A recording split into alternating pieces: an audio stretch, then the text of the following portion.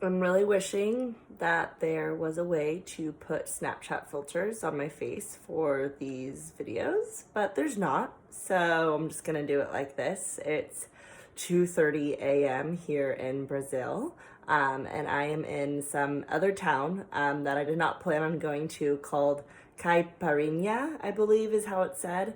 It's in the state of Sao Paulo, but it's not Sao Paulo.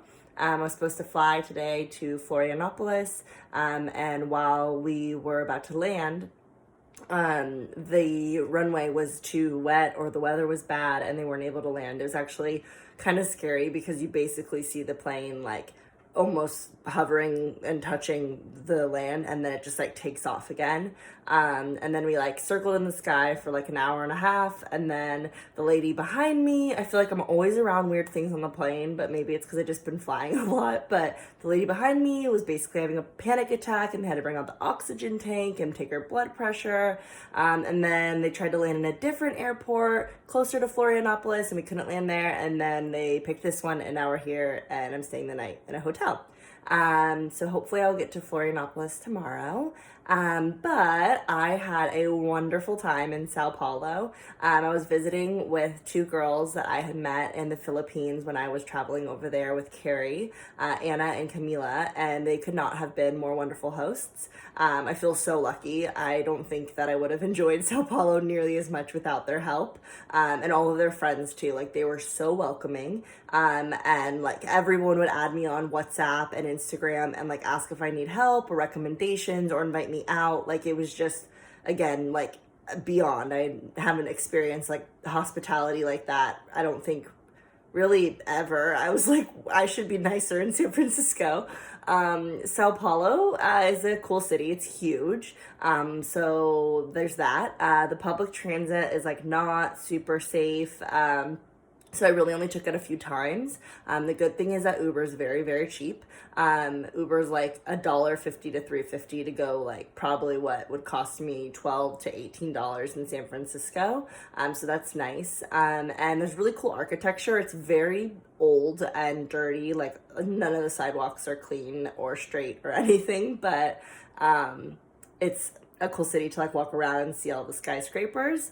And so far it felt like fairly safe in Brazil. I say that like with a little bit of like hesitancy, just because although I haven't felt like personally, attacked or anything, weird like that, but everybody I meet, all of these friends that I'm telling you about have been basically, warning me. Like, every time I see them, they're like, be careful, watch out, don't pull your phone out, put your camera away. When we were walking the other day, Camila started whispering to me, don't speak in English right now, because we were on a really poor street. So just things I've never experienced before in terms of safety. I mean, there's areas of San Francisco where I definitely don't feel safe, but never to the point where I, wouldn't want them to know I'm a foreigner or that I'm not going to pull my cell phone out. For example, even today we went to the Sao Paulo Cathedral. It's beautiful, like literally one of the most beautiful churches I've ever seen since I've been to Europe in like 2008. But it's in a very, poor part of the center downtown, and there's tons of homeless.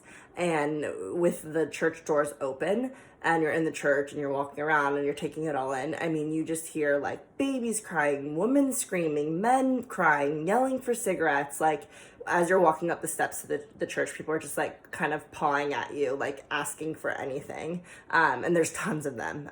So it's like a sad sight to see. And then you go into this beautiful church.